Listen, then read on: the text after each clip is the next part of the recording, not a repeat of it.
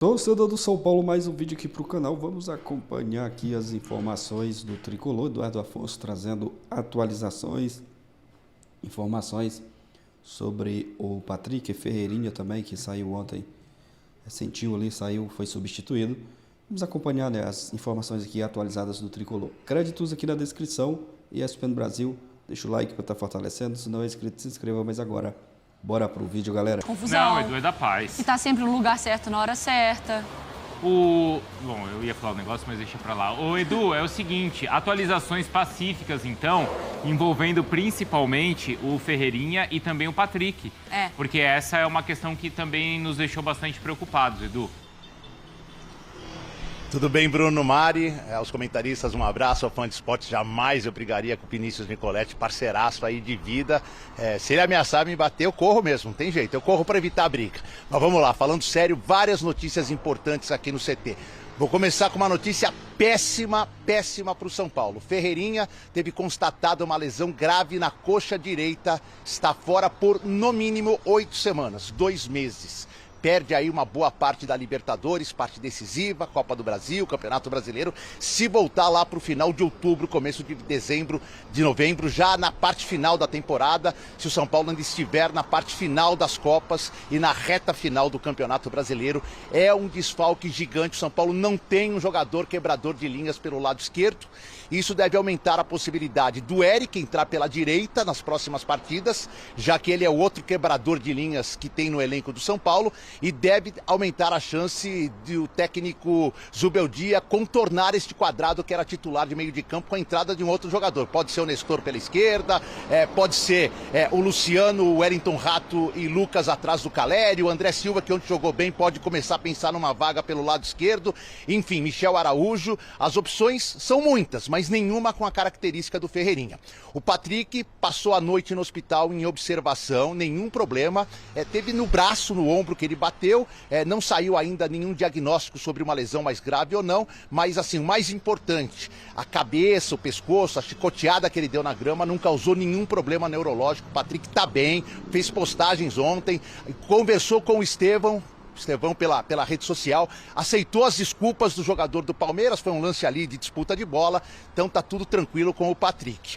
E o São Paulo acabou de anunciar o Juan, zagueiro de 25 anos, que vem do futebol italiano por empréstimo até o final da temporada, jogador que começou no Grêmio, é o novo reforço do São Paulo, que tem quinta-feira o Nacional, precisando de uma vitória simples para avançar às quartas da Copa Libertadores, com a volta do Zubeldia ao banco de reservas, e que tem no final de semana o Vitória no Morumbi, tentando se recuperar no Brasileiro. São Paulo está em sexto hoje, mas se o Cruzeiro vencer, São Paulo sai do G6, vai para a 7ª colocação. Então o jogo contra o Vitória passa a ser fundamental. Uma última informação, conversei agora com o Nestor. O Nestor parou o carro aqui do meu lado agora há pouco, disse que a súmula do Rafael Claus, na questão dele e do Zé Rafael, está corretíssima. Ele estava descendo para o vestiário depois de um bate-boca no gramado com o Zé Rafael e com outros jogadores, quando foi pego pelo pescoço pelo jogador do Palmeiras. E aí ele falou, revidei, fui mesmo, dei um soco nele, eu tentei dar um soco nele, e agora ele sabe que além da expulsão, vai ter um julgamento do STJD mais pra frente. É isso, Bruno e Mari. Bom, o Edu aí também, como eu falei, no lugar certo, na hora certa, trazendo a conversa que ele teve com o Nestor. Obrigada, Nicolete, obrigada, Edu. A gente já cola também o Luciano contra o Palmeiras, que assim, precisão dos passes no ataque, 100%. Finalização, uma que foi no alvo, que foi o gol. Aí já tomou os 2 amarelos, foi expulso, tudo resolvido. É o Luciano no modo Luciano, mas que não resolveu a vida pro São Paulo. E ainda talvez a provocação ali com o Gandula, que talvez tenha tido a consequência, que tenha causado, não é isso, Carlos Eugênio Simão? Aquela confusão toda depois da partida. Está aqui, então, o Carlos Eugênio Simão para comentar os lances polêmicos.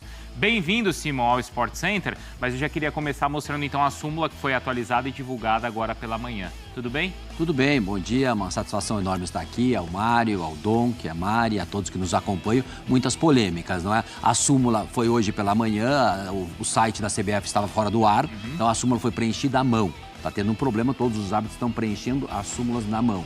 E aí nós vimos aí as imagens, o Klaus, depois de terminado o jogo, né, o VAR sugeriu revisão, ele foi no ARA, ARA é o local lá do lado do campo, do lado do campo, a área onde o árbitro vai naquele lugar para ver a televisão ali do VAR, e aí ele colocou na súmula a agressão a troca, não é? Um pegou o outro pelo pescoço, o outro deu uma bofetada, enfim.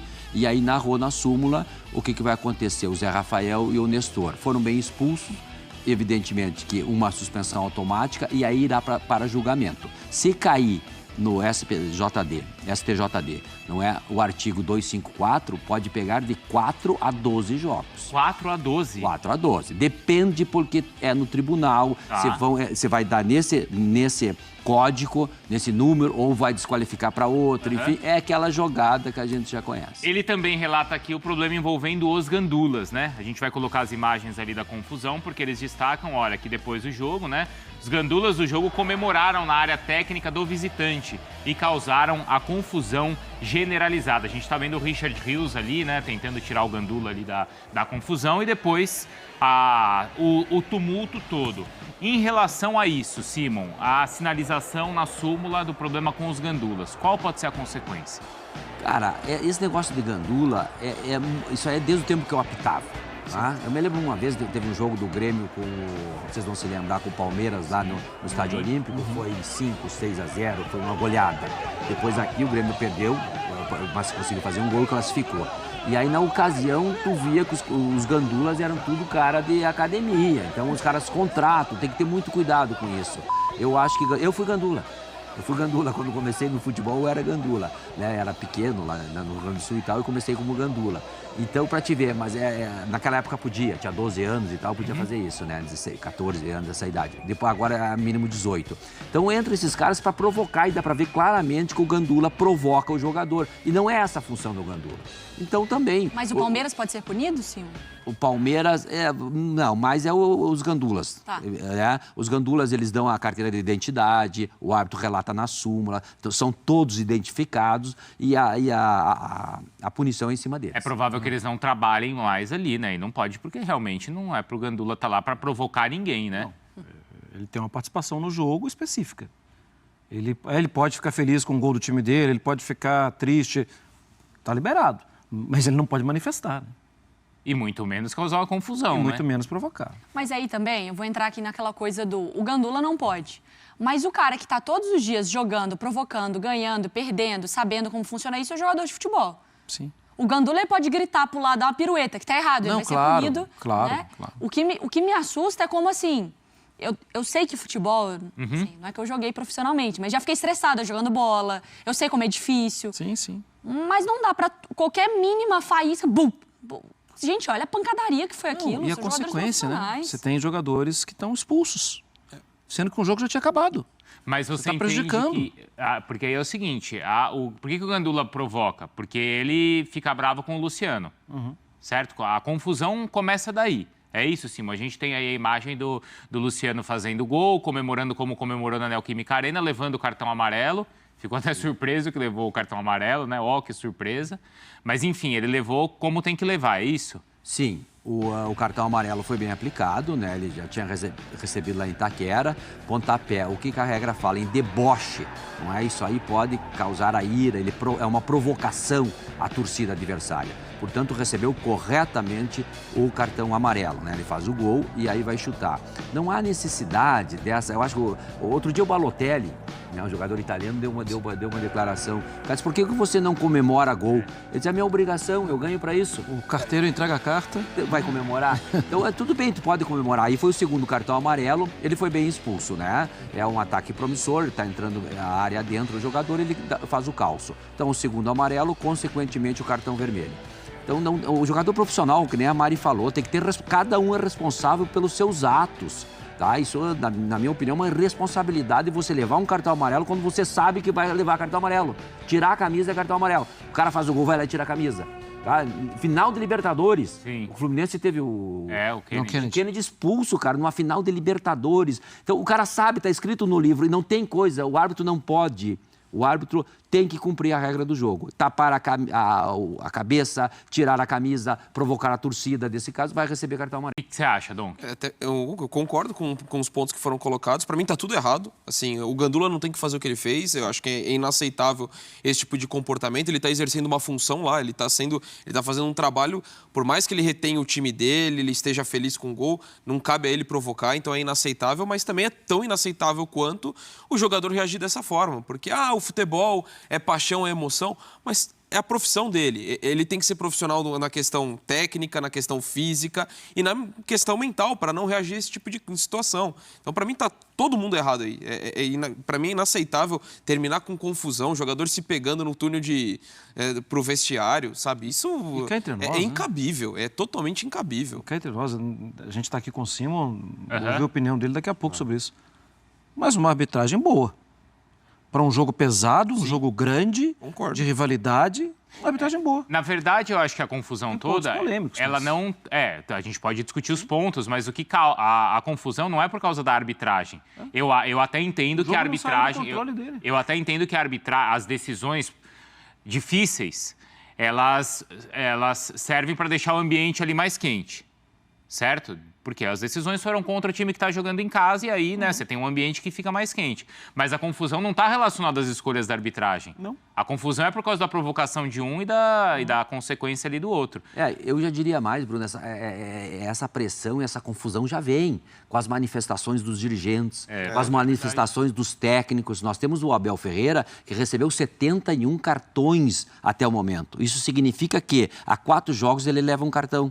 Por outro lado, nós temos o Beldia, que não estava ontem, recebeu 16 cartões. Se tivesse. Tá? Se tiver 16 cartões, recebeu. O que significa?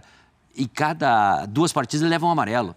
Cara, então isso é um absurdo, tia. Então, o clima já era quente. Não é de uma hora para outra, o Gandula, não sei o quê. O Gandula provoca quase a grande maioria dos jogos, ele está lá provocando e não dá nada. Não dá briga, não dá nada. Acontece, provocação e tal.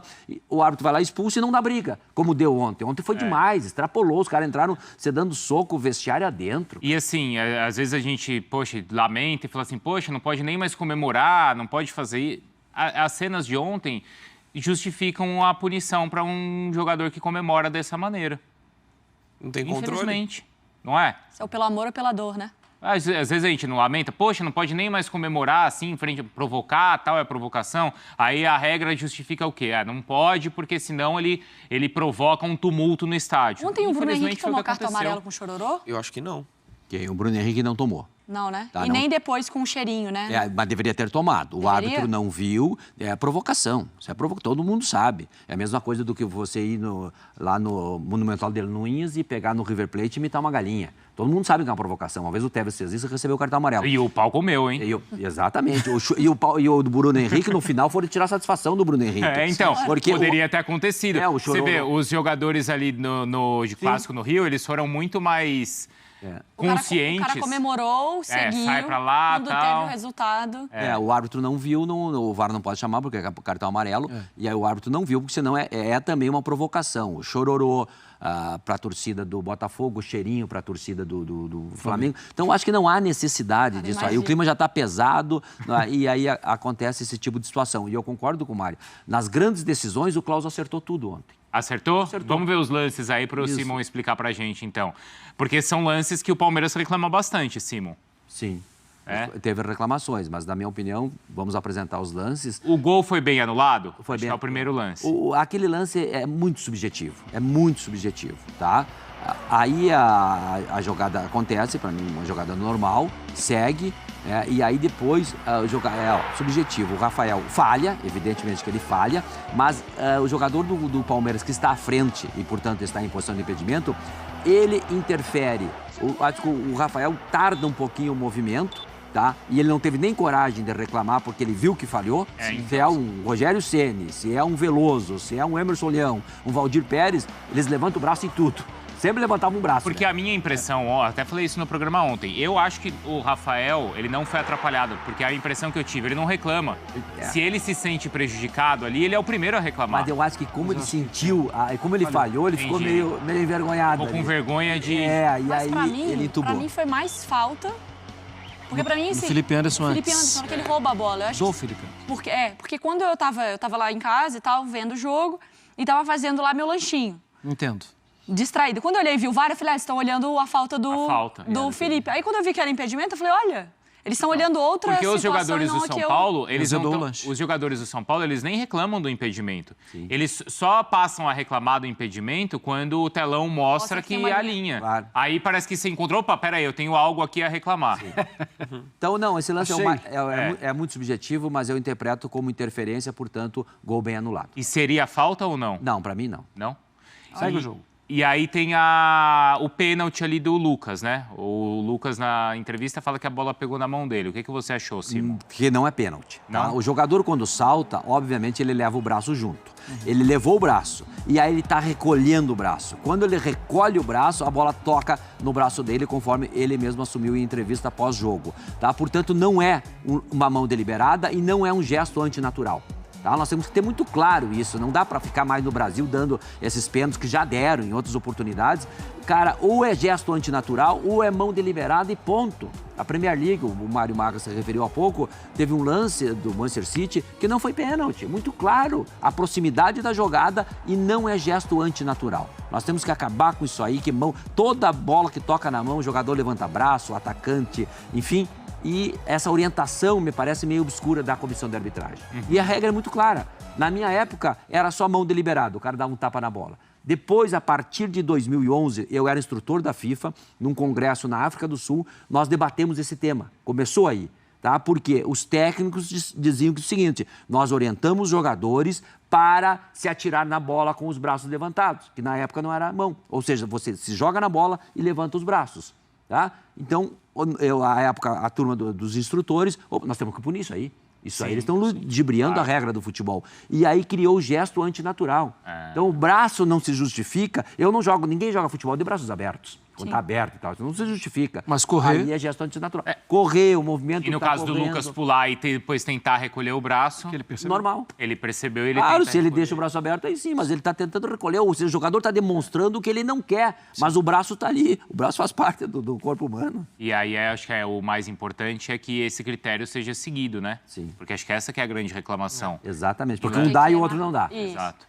É isso, galera. Informações do Tricolor, informações aí atualizadas. Notícias não muito boas aí em relação ao Ferreira, que vai passar alguns dias sem poder jogar. Felizmente, ontem se machucou ali, se lesionou. É o risco, né, de colocar um jogador nas vésperas de uma decisão na Libertadores. Tem esse risco. Ainda mais um gramado sintético do Allianz, onde muitos falam, né, que lesiona jogadores. O Ferreirinha não sei se é por questões do gramado sintético, mas a realidade é que ele saiu ontem, sentiu ali, foi substituído e o São Paulo não vai contar com o jogador para a sequência aí dos próximos jogos e para essa decisão contra o Nacional na próxima quinta-feira no Morumbi. É um jogo importante. São Paulo já vem convivendo, né, com alguns jogadores no DM, no departamento médico, mas um jogador agora é o Ferreira, que sentiu. Patrick ontem saiu também, né, foi direto para o hospital. Mas o Eduardo Afonso trazendo aí boas notícias em relação ao Patrick. Bom demais, né? Que não foi nada grave com ele, tá se recuperando já. Que ele se recupere o mais breve possível aí e volte a ajudar o São Paulo nos próximos jogos, né? O Ferreirinha, infelizmente, vai passar aí um período aí, um bom tempo, sem poder atuar com a camisa do São Paulo. Ontem o time perdeu muitas reclamações aí, sobre a arbitragem, Rafael Claus. A reclamação ontem dos dois lados, né? O Claus conseguiu deixar as duas torcidas aí não contente com a arbitragem, mas vida que segue é se preparar para esse jogo importante da quinta-feira contra o Nacional, mais um jogo importante aí, decisão em casa no Morumbi, e o São Paulo vai em busca da vaga nas quartas de final da Libertadores. Deixa a sua opinião aqui abaixo, torcedor tricolor, a sua expectativa para a sequência, para essa partida também aí contra o Nacional na próxima quinta-feira. Está confiante, acreditando no tricolor? Comenta aqui abaixo, valeu e até a próxima, galera.